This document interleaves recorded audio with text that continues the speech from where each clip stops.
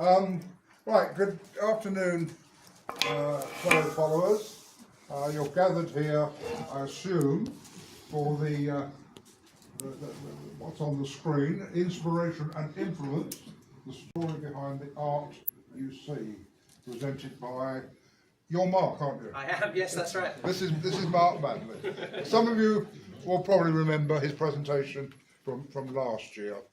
All I want to say is basically reiterate what I said in my closing remarks at the AGM this morning, and I shall again refer to it this evening for those of you who are booked for the dinner, that we are, the followers, are extremely fortunate at the moment to have the service is not quite the right word, but you know what I mean. We have three Rupert artists, colourists, illustrators, in the form of John Harold, Stuart Trotter and Mark Manley, and whose work you see, obviously you will see a complete story that has been done by John Harold and Mark Manley in the storybook, which you have had the opportunity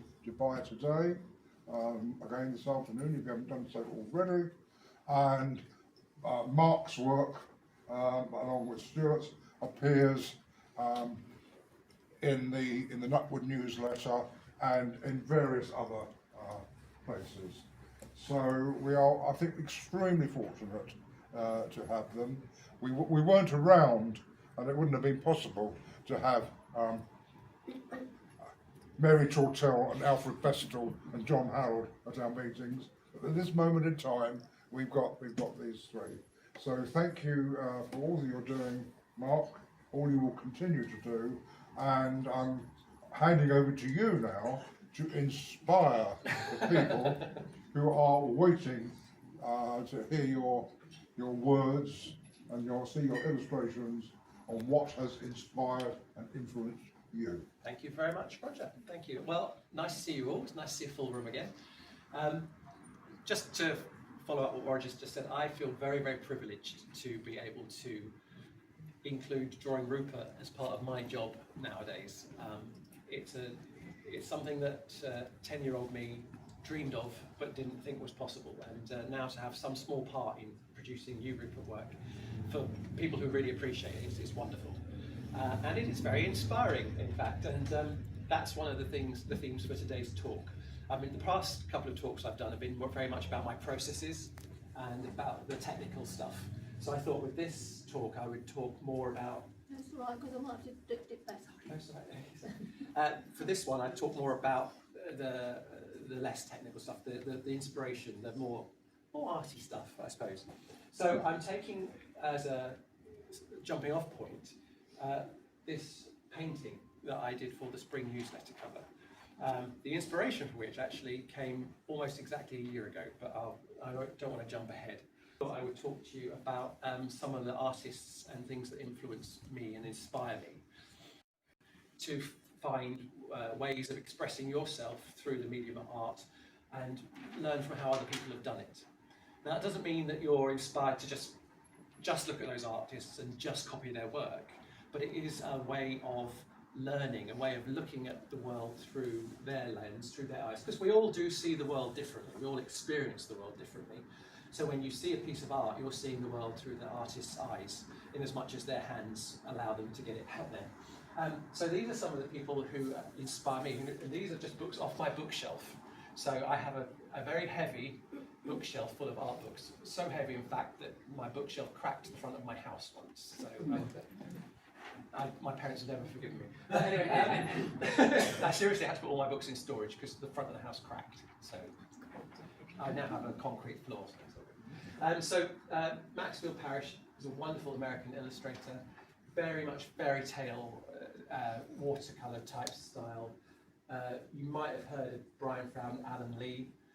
Brian Froud was the artist designer behind some of Jim Henson's films like Labyrinth and The Dark Crystal, and Alan Lee did a lot of design work and illustration work for The Lord of the Rings.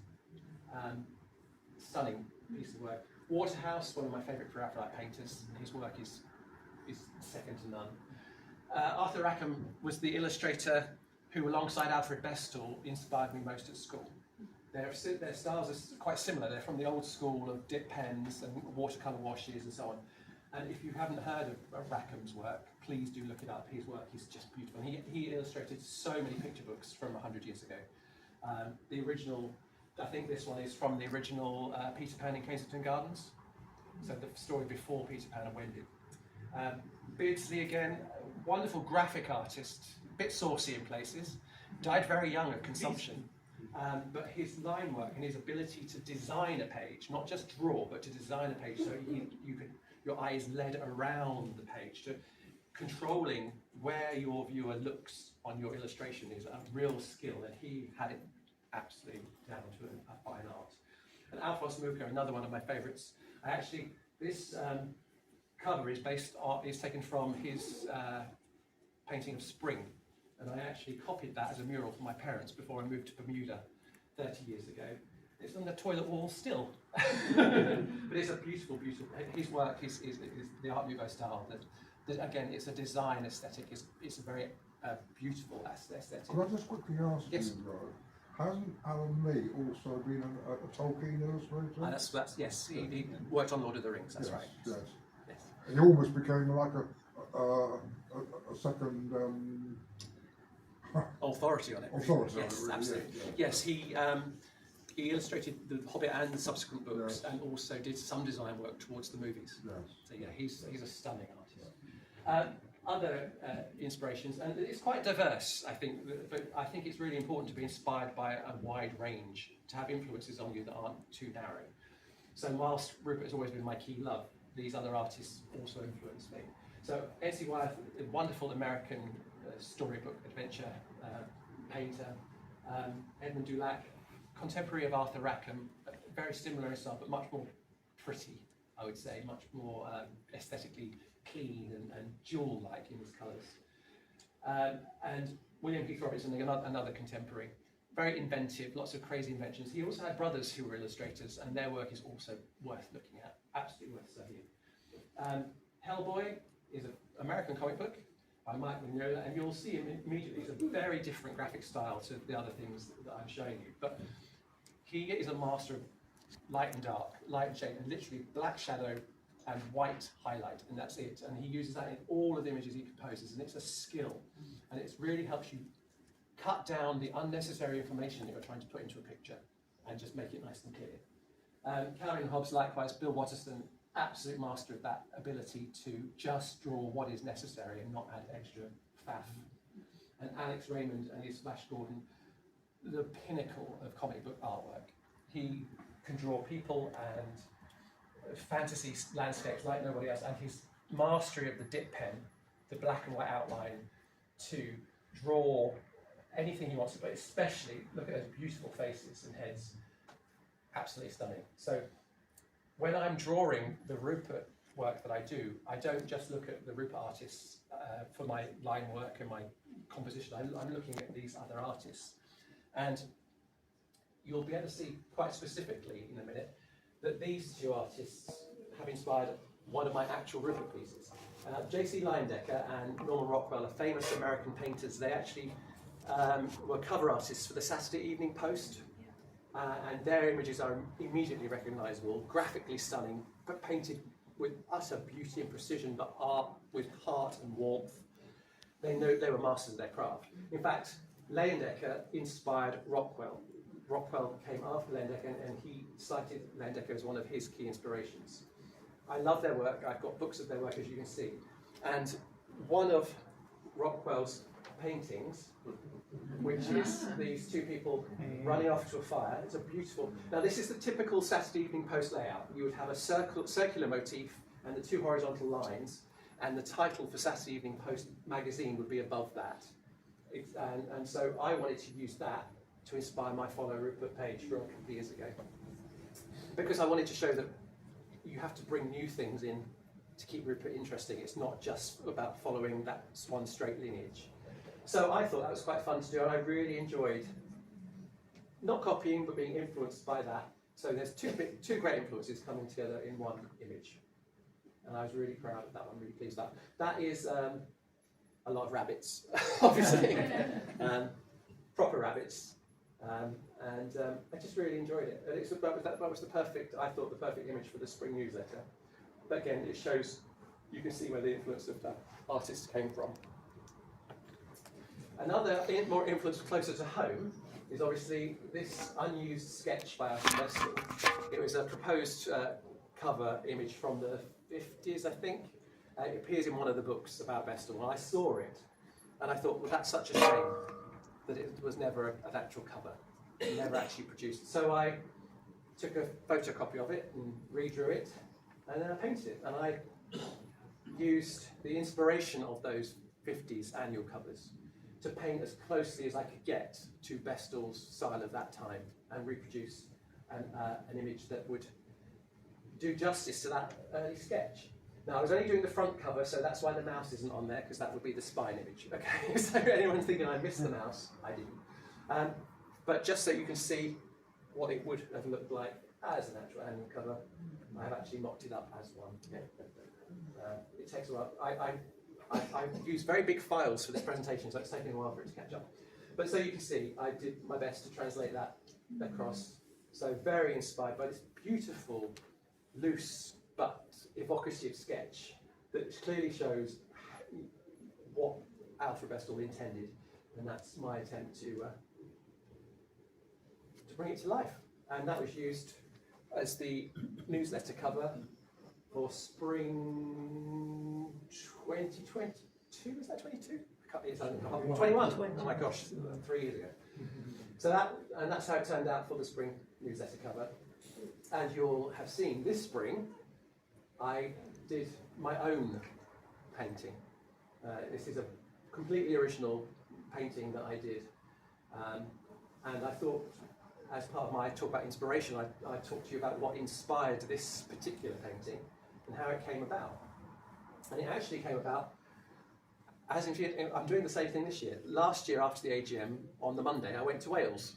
And we all know that Wales is a great inspiration to Alfred Vestal for his Rupert artwork. The landscape, the character of Wales appears very deeply rooted in the world of Nutwood and the images that Vestal drew. And when I'm in Wales, and I go every year, I look around and look for the same inspiration, look for the same sources of inspiration. And my friend Andy, who I walk with, is almost fed up with me now, saying, "Oh, that would look great in a Rupert picture, that would look great." And he said, "You are actually always just looking for illustration opportunities, aren't you?" I said, "Yes, because being inspired isn't just about looking at our art heroes, it's about looking at the world around you and pulling information in all the time, constantly observing, constantly taking pictures, looking for reference, and being inspired, letting your imagination wander." So we were on Caldy Island, which is just off the coast of Tenby. It's the only place this far south that's got red squirrels. You have to get there by boat. And as I was out walking, lots of different, this is a very small selection of the photographs I took. I will not keep you here all day with the rest. But these beautiful bits of scenery kept popping up to me, and I thought these feel like a Rupert story. And then I got to this middle section. We were standing on a windswept coast. My friend Andy was on the phone to his mum. She'd just had a skip delivered and she didn't know what to do with it. And so I was looking around and I saw that wall. And I looked at it and I could see Rupert sitting astride it. I could see it. I mean, it wasn't a hallucination, but it was very close. And I thought, that has got to be my next painting. Because I'd already agreed. Pam had already told me I could do the spring cover. So I was already thinking about what I could do, and that just struck me. I thought, that's what we're going to do. So the first thing I did was make little sketches of what I think it would look like. Now, I'm going to swap sides so I can talk to this side of the room too. So that's my thumb, so you can see that this is an A4 size piece of paper. And my first idea was to have, just exactly as that photograph showed, the wall face on, and you've got the chums looking out. And that's the same in this little thumbnail drawing I did as well. So you've got Rupert and Algae astride the wall, and I had some sheep, and I had a bunny rabbit, and I actually had the professor's castle and the windmill in the background, Sarah and Bill. But I realise I've drawn Bill and Sarah quite a lot in my various follows. But I did rearrange it so they were still in it there. And then I stuck little Willie Mouse poking in the corner. And then I did this. Now this is, believe it or not, is a post-it note. So it's that big. But it was enough for me to know that actually I want to have some dynamism in the composition. Now again, I was talking about people like Mike Mignola and other artists who have dynamic composition and a real key ability to compose and lead your eye through a picture. Now a flat-on piece might look quite nice, but it's a bit of a stage set. If you've got a dynamic line that leads people through the picture, you can get people looking through the different points, and you can control where your reader is looking on the picture. So I moved the perspective of the wall so it was on a diagonal, and I changed Sarah for, now she's either Barbara or one of the other blonde girls from early in Bestall's run, and I'm happy for you to decide which one she is, I don't mind. I did initially have Bingo popping up over the back there, and Bill down here still. But this is where the sheep are definitely in, and Rupert and Algae and the tree are definitely already in place. Now, when you're drawing Rupert and his friends, it's obviously essential to know how previous artists have depicted them. Every artist depicts them in a slightly different way, but always on the same template. And that template for them all, believe it or not, is real animals.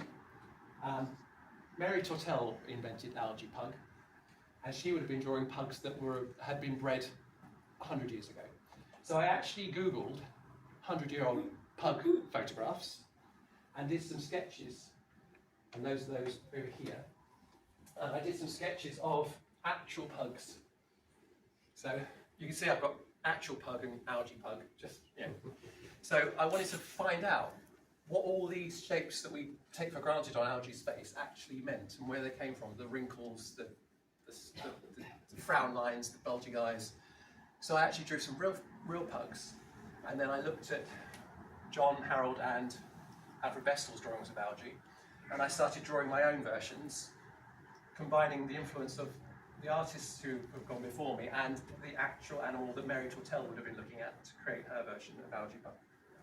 So this is another important influence in the drawing, and I think it's key to remember that when people are drawing Rupert and his chums, they are drawing from their experience of, their observation of real animals. They might be distorted and contorted, they might actually have human hands and feet and so on. They are based on the artist's experience of real animals. So then I just thought I'd include a page of my preparatory sketches.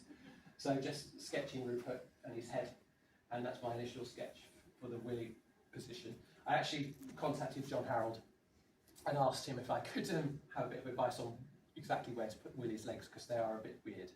They're very much more mouse legs than boy legs. So yeah, but I love sketching Rupert's head, and that is the basis of the head in the painting.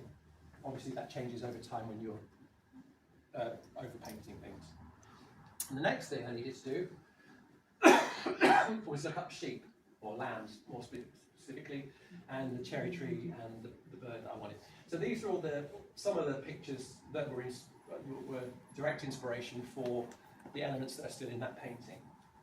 So you've got the picture of the sheep, grass, even yes, photographs of grass, yes I know, and also the 1973 annual cover, which had beautiful representations of how the flesh stroke fur of Willie Mouse and Algae Pug is represented. So I just wanted to have those influences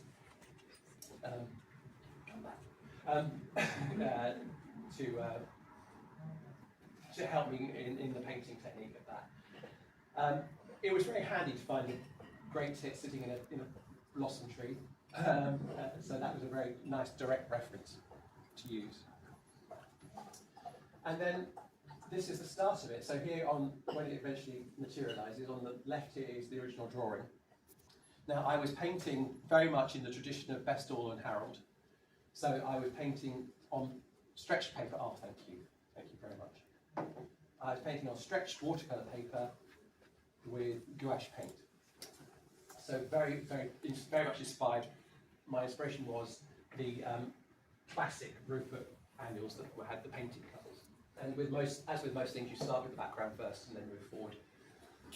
So I'll just show the next slide. And there's a few more stages in the painting process. It took, well, as I say, I was inspired by the wall a year ago, and I think I finished the actual painting March. I must have sent it to you in March, mustn't I? Yeah, so it took 6 months from start to finish. But the actual painting itself was probably 4 weeks' work of just the painting, from the start to finish of the actual application of the gouache. But I was really pleased with it, and I felt like I'd done something that was equivalent to a Rupert annual cover. Now, whilst I was working on this, because I don't just work on one thing at once, you'll remember from last year I had been working on restoring Mary Tortel and Alfred Bestel stories for the Rupert Story book. Well, I was checking my inspiration for that at the same time as this, so I just wanted to show. You'll see in the storybook that Rupert is coloured with a blue jumper and grey trousers and scarf. And that is because that's how Mary Tortel depicted him.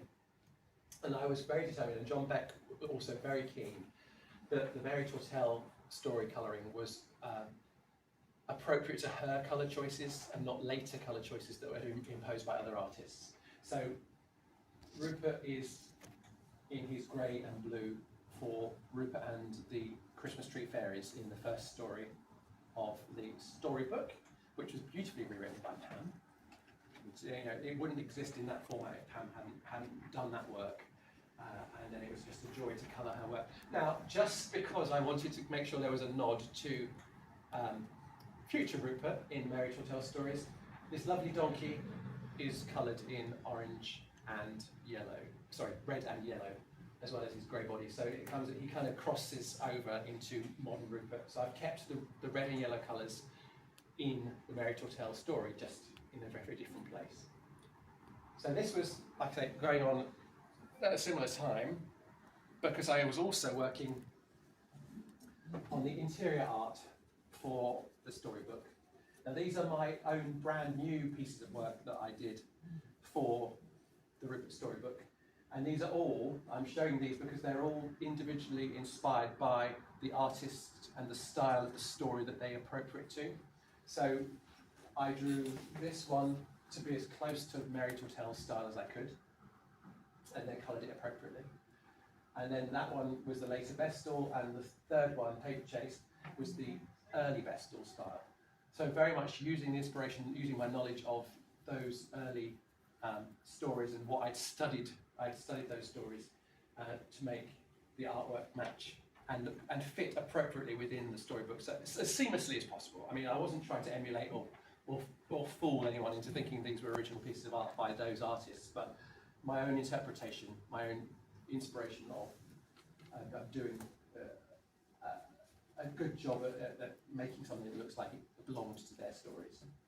And then we also have Rupert and the Weatherman, which is the Bestel story I talked about last year that I completely reworked from newspaper clippings and then redrew and coloured. And this is the piece of original artwork I did that goes with that as the title page. And that's the cover. So in case any of you haven't seen it as you've wandered around today, on John Beck's stand we have the Rupert Story book. And that book pretty much represents 2 years of my artistic life from start to finish. I mean, I worked on the design for the cover. I did the colouring of 4 of the 5 stories, and the new artwork, as you know. So, and it's a book full of firsts. The first time the Mary Tortel stories appeared in colour and in an annual format. The first time Weatherman has appeared in colour in an annual format, and the first appearance of the new story, Rupert and the Art Show, which was a pleasure to work on, but which took a great deal of time because John was being very precise about his artwork on it, and also keeping me busy by with daily updates on what was inspiring which bits of the story. Now this is episode 3 of Rupert and the Art Show, and it's quite an innocuous little bit of the story where Rupert turns up in the village centre, and his friends are looking at a notice board. It looks very simple, very straightforward. But of course, John was drawing that and wondering what on earth the notice board would look like. He had done it as a very basic design in his original sketches and wasn't satisfied. And he had put bits of this off for a while because he really wasn't aware of how he wanted to portray what is something that only appears in one episode. But he wanted it to look right. And in fact, he actually found inspiration whilst out walking in Paris, because that's where John lives. And so the notice board in Rupert and the Art Show episode 3 is based on that actual physical notice board that he found whilst out walking. So he sent me that photo and said, "This is what I'm drawing." And I said, "Oh." But of course he made it beautiful and he made it work. And I think it's really fascinating to see how he has not slavishly copied it, but been inspired by its design to create something that's appropriate to sit within Nutwood. I think he's a really nice use of the reality as an inspiration for the fantasy. And also he sent me a picture of some ivy, which he then had drawn into episode 4. And I chose, because there was a lot of green in the background, I chose to highlight the pink aspects of that in my colouring of that episode. So if you've read the story already, you'll know that Rupert is refusing to do any drawing, and I don't know why he would, but you know. So the background is purely incidental, but it is actually a piece of ivy drawn from a real piece of ivy, and that bush is somewhere in Paris. If you ever want to go and have a look for it, then by all means. I did my own research for colouring the story too. So this is a beautiful little illustration that John did for episode 31. I absolutely loved it, and I wanted to make it glow. Normally when you colour a scene, the further things are away, the bluer they become, because you lose the warmer colours of the light. But for this one, I wanted the blue of the sky to contrast with the beautiful rusty colours of autumn. And I was online looking at autumn leaves, and I found that photograph on the right, and I thought, well, I want to, as much as I can, emulate the way the light works with that. So you'll see we've got a really beautiful orange gold glow from the sun coming through, and that's what I try to emulate with those little elf figures, and just the sense that the orange is coming forward through the picture, and with the leaves on the ground as well. Now these pictures are actually pictures that John photographed in Paris and sent to me to say, when you're colouring the story, this is what I was looking at when I was drawing it. so there are parts of this ivy-coloured tree and these leaves in all of the episodes that feature trees and leaves. This is episode 9, by the way, and that is a raffle prize. So if you haven't already bought your raffle ticket for today, please do, because you could win the original drawing by John of that episode, plus a signed print of my colour, plus a Rupert and the Art Show booklet, which features the complete story, plus a little bit of extra work at the back, some special additional artwork. So yes, if you fancy winning that particular episode, buy your tickets. This is actually a picture that I took while I was out on walking, because I had remembered that I would be colouring that panel for episode 21, and that, because that was so clear in my mind, I walked past that tree, I thought, I know where that, I've seen that tree before. That tree is in Nutwood, so I took that picture. So you can see the light play, and what I really wanted to emphasise was that the leaves, although they're all the same colour, where the light hits one side of the tree, they are almost a bluey green, and on the other side they are a darker green, like an emerald green. And so this is a case where the nature is inspiring how I'm approaching art. It's again a case of observation and understanding, and using it for the job that's in hand. But again, it is a beautiful illustration by John, so I just wanted to make a really good job of it. And here, now in almost every story that you see, Rupert crosses the common at some point or other, and he crosses it on a gravel path. And this is actually the gravel path I walk down most days because I do a lot of walking at home, and this is a local path to me. So this is what inspired the look of the way I colour the paths in the Rupert stories. So they're, rather than just dirt tracks, I make them more gritty and gravelly and just try to emulate that sort of the way the light hits and the different textures without overdoing it too much, obviously. So real life path, Nutwood path, so every day I walk down that path and it's like I'm in Nutwood, so why not, you know, it's great. Did I go too far? Did I do 2 then? No? Right, okay, so talking of inspiration, here we have a photograph of a little boy called Derek. Derek is a friend of John Harold's, and he sent John this picture of himself as a little boy. I think it's rather cute, isn't it? And you'd think, you know, I'll just look at that and think that's a cute picture. That immediately inspired John to create a new story. And the new story is called Rupert and Little Derek. And so he started designing the character of Little Derek based on this photograph. Now obviously, sadly, Little Derek's feet are missing. So John actually did some search online to find an appropriate shoe wear for Little Derek. And he's put them rather nicely on Derek's feet. And this is what he looks like. Now that he's fully designed, fully coloured by me. I did 4 different passes at the colours, but he was always going to be a redhead. And he has got freckles. So Rupert and Little Derek is the next story that we are working on. It's the follow-up to Rupert and the Art Show. I'm very pleased to say that it's a 28 episode story, and of those 28 episodes, only 5 are now still available for sponsorship. The rest have been sponsored. So it is going ahead. John is already working on the first 9 episodes, and if anyone would like to see the work he's been doing, I've got that on my iPad, I can show you. And if you are interested in becoming a sponsor of this story, please come and see me. The people who have sponsored Water Fairy and Art Show, I think, will all agree that it's a really nice journey to go on, and it's nice to be part of Rupert history and enable a Rupert story, a piece of artwork, a piece of history to happen. So I'm really thrilled, and I can't tell you how much it has meant to me and John that we initially mentioned to our sponsors for Art Show that we were doing a new story, and immediately so many people got straight back to us saying they'd like to sponsor the next one. It means an awful lot when you put so long into doing a job. I mean, I can tell you now, if you've seen Rupert in the Art Show, or if you're going to see it, then please do buy it. That story took 197 hours for me to colour.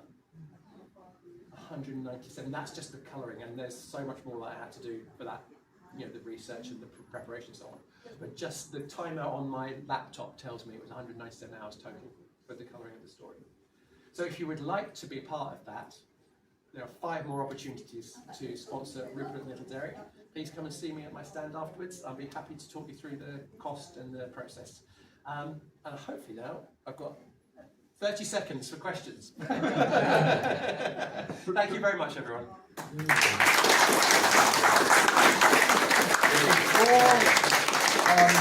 To try to squeeze a couple of questions in, I would like to lay some emphasis on what Mark has just said, and as much as you know, I've talked about I mentioned the fact that we are fortunate as a society to have the talents of John Harold, Stuart Trotter, Mark Manley, and other colourists and artists who make so many contributions to what we're doing. And the fact that we're now on to the 3rd original story coming from the talents of John and Mark,